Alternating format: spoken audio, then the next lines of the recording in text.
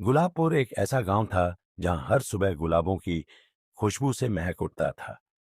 गांव के बीचों बीच एक बड़ा सा तालाब था, जिसके किनारे बच्चों का खेल का मैदान था। गांव में हर कोई एक दूसरे की मदद करता था और त्योहारों में सभी मिलकर खुशियां मनाते थे। मीरा इस गांव की सबसे होशियार और सपनों वाली लड़की थी। उसकी आंखों में हमेशा कुछ नया देखने की चाहत रहती थी।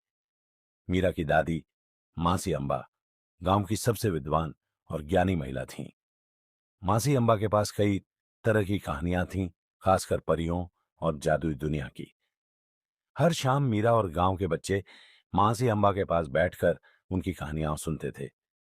एक दिन मासी अम्बा ने मीरा को एक विशेष कहानी सुनाई, स्वप्न लोक। मासी अम्बा ने धीरे धीरे कहा, एक ऐसी जगह है जहां परियां निवास करती हैं। वहां का हर कोना चमकता है, फूलों से सजा है, और हर परियां के पास एक विशेष शक्ति होती है। लेकिन स्वप्न लोक तक पहुंचने के लिए तुम्हें कई परीक्षाओं से गुजरना होगा। मीरा ने उत्साह से पूछा, क्या मैं वहां जा सकती हूं मासी? मासी अम्बा ने मुस्कुराते हुए कहा, अगर तुम्हारा दिल शुद्ध है और तुम में धैर्य और साहस है, तो स्वप्न लोक तुम्हारा इंतजार कर रहा है। मीरा ने रातों रात अपने मन में यह ठान लिया कि वह स्वप्न लोक जाएगी। अगले सुबह उसने अपनी मां से कुछ खाने पीने की चीजें ली और अपनी छोटी सी टोकरी में रखी। गांव के पास के जंगल की ओर निकल पड़ी। जंगल घना था, पर मीरा को डर नहीं था। उसे विश्वास था कि मासी अम्बा की दी हुई परियों की कहानियां उसकी मदद करेंगी। जंगल में चलते चलते मीरा को एक बूढ़ा आदमी मिला, जो एक विशाल पीपल के पेड़ के नीचे आराम कर रहा था। उसकी आंखों में अजीब सी चमक थी। बेटी, तुम इतनी दूर से क्या आई हो? बूढ़े ने पूछा। मीरा ने उत्तर दिया, मैं स्वप्न लोक जाना चाहती हूं दादाजी। क्या आप मेरी मदद कर सकते हैं? बूढ़ा आदमी धीरे धीरे हंसा और कहा, स्वप्नलोक एक जादुई जगह है। वहां पहुंचने के लिए तुम्हें एक विशेष फूल की आवश्यकता होगी। यह फूल तुम्हें सही रास्ता दिखाएगा। उसने मीरा को एक चमकदार नीले रंग का फूल दिया। यह जादुई फूल तुम्हें उस स्थान तक ले जाएगा जहां से स्वप्नलोक की यात्रा शुरू होती है। लेकिन ध्यान रखना, रास्ते में कई चुनौतियां आएंगी। मीरा ने फूल को ध्यान से देखा और धन्यवाद कहा। फिर उसने अपनी यात्रा जारी रखी। फूल को पकड़े हुए मीरा आगे बढ़ी। कुछ ही देर में उसने एक चमकते हुए द्वार को देखा, जो पेड़ों के बीच में स्थित था। जैसे ही उसने फूल को द्वार के पास लहराया, द्वार अपने आप खुल गया। अंदर एक सुंदर और उज्जवल दुनिया थी, जहां हर तरफ रंग बिरंगे फूल, सुनहरे पत्ते और चमचमाते पानी की बूंदें थीं।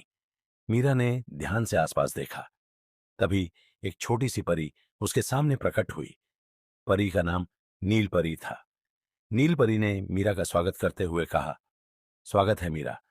तुम्हारा साहस और दिल की शुद्धता तुम्हें यहां तक लाई है। लेकिन स्वप्न लोक में प्रवेश करने से पहले तुम्हें 3 परीक्षाओं से गुजरना होगा। नील परी ने मीरा को एक अंधेरी गुफा के पास ले गई। गुफा के भीतर से अजीब अजीब आवाजें आ रही थीं। परी ने कहा, इस गुफा में एक जादुई मोती छिपा है। इसे ढूंढने के लिए तुम्हें अपने डर का सामना करना होगा। मीरा ने गहरी सांस ली और गुफा में प्रवेश किया। अंदर का वातावरण ठंडा और भयानक था, लेकिन मीरा ने हार नहीं मानी। उसने अपनी आंखों को समेटा और धीरे धीरे आगे बढ़ी। गुफा के भीतर उसे चमकते हुए मोती की चमक दिखाई दी। लेकिन मोती तक पहुंचने से पहले एक बड़ा सा सांप उसके रास्ते में आया।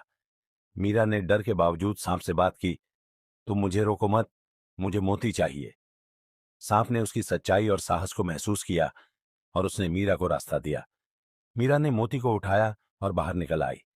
नील परी ने उसकी बहादुरी की सराहना की और कहा, तुमने पहली परीक्षा सफलतापूर्वक पार कर ली है। अगली परीक्षा एक सुंदर जादुई झील के पास थी। झील के बीच में तैरता हुआ एक सफेद हंस था। नील परी ने कहा, इस झील में तुम्हारे मन की परछाई दिखाई देगी। तुम्हें सच्चाई के साथ अपने मन की कमजोरियों को स्वीकार करना होगा। मीरा ने झील में झांका और उसे अपनी परछाई में डर, असुरक्षा और गुस्से दिखे। उसने गहरी सांस ली और सच्चाई के साथ कहा, हाँ, ये सब मेरी कमजोरियां हैं, लेकिन मैं इन्हें अपने सपनों के लिए जीतूंगी। झील की सतह शांत हो गई और हंस ने एक सुनहरा पंख दिया। नील परी ने कहा, तुमने अपनी सच्चाई स्वीकार कर ली है। दूसरी परीक्षा भी सफलतापूर्वक पूरी हो गई। नील परी ने मीरा को एक टूटे हुए पेड़ के पास ले गई। पेड़ सूखा और जर्जर था। परी ने कहा, इस पेड़ को फिर से जीवन से भरने के लिए तुम्हें अपने प्रेम और दया का उपयोग करना होगा।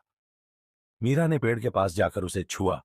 उसने अपनी आंखें बंद की और दिल से प्रार्थना की, हे प्रकृति, तुम्हारी सुंदरता और ताकत को मैं सम्मान देती हूं।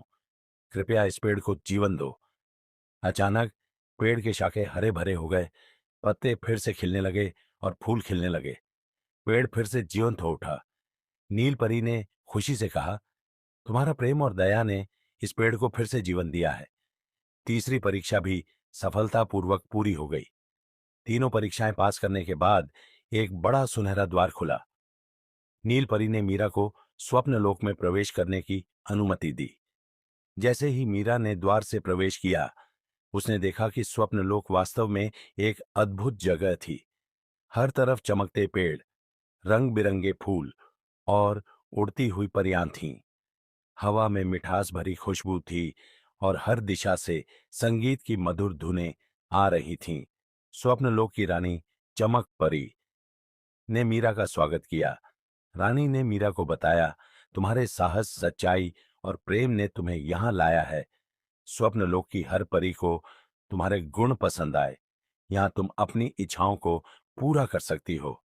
स्वप्नलोक में मीरा ने कई परियों से मुलाकात की। हर परी के पास एक विशेष शक्ति थी। कुछ परी जल की शक्ति रखती थीं तो कुछ हवा की। मीरा ने वहां की सुंदरता का आनंद लिया और परियों के साथ दोस्ती की। उसने सीखा कि स्वप्नलोक में जीवन कितना संतुलित और सुंदर होता है। रानी चमक परी ने मीरा को एक विशेष उपहार दिया, एक जादुई पंख। इस पंख की मदद से मीरा कभी भी स्वप्नलोक में आ सकती थी। रानी ने कहा, यह पंख तुम्हें हमेशा याद दिलाएगा कि तुमने अपनी कठिनाइयों को पार किया और अपने सपनों को साकार किया। कुछ समय बाद मीरा ने स्वप्नलोक से विदा लेने का निर्णय किया। उसने अपने जादुई पंख का उपयोग करके गांव वापस आने का रास्ता ढूंढा। गांव पहुंचकर मीरा ने सभी को अपनी अद्भुत यात्रा की कहानी सुनाई। गांव के लोगों ने उसकी बहादुरी और सच्चाई की सराहना की। मीरा की कहानी ने पूरे गांव में आशा और प्रेरणा का संचार किया। बच्चों ने उसकी कहानी से साहस और सच्चाई का महत्व सीखा। मीरा ने अपने अनुभवों को साझा करते हुए गांव में कई सकारात्मक बदलाव लाए। मीरा ने यह भी सुनिश्चित किया कि स्वप्नलोक की कहानियां और परियों की जादुई दुनिया गांव में जीवित रहे। उसने गांव में एक पुस्तकालय खोला जहां परियों की कहानियां लिखी गई थीं। गांव के बच्चे अब रोज शाम को पुस्तकालय में आकर मीरा से कहानियां सुनते थे। मीरा ने न केवल अपने सपनों को पूरा किया, बल्कि अपने गांव को भी समृद्ध और खुशहाल बनाया। उसकी यात्रा ने यह सिखाया कि अगर हम सच्चे दिल से प्रयास करें तो कोई भी सपना असंभव नहीं होता। इस कहानी से हमें यह शिक्षा मिलती है कि अपने सपनों को साकार करने के लिए साहस, सच्चाई और प्रेम की आवश्यकता होती है। कठिनाइयों का सामना करते हुए अपने अंदर की कमजोरियों को स्वीकार करना और दूसरों के प्रति दया और प्रेम रखना जीवन में सफलता की कुंजी है। दोस्तों, आपको आज की कहानी कैसी लगी? कमेंट में जरूर बताएं और वीडियो को लाइक करें। चैनल पर नए हैं तो चैनल को सब्सक्राइब करें ताकि ऐसी मजेदार कहानियां आपको मिलती रहे। Thank you.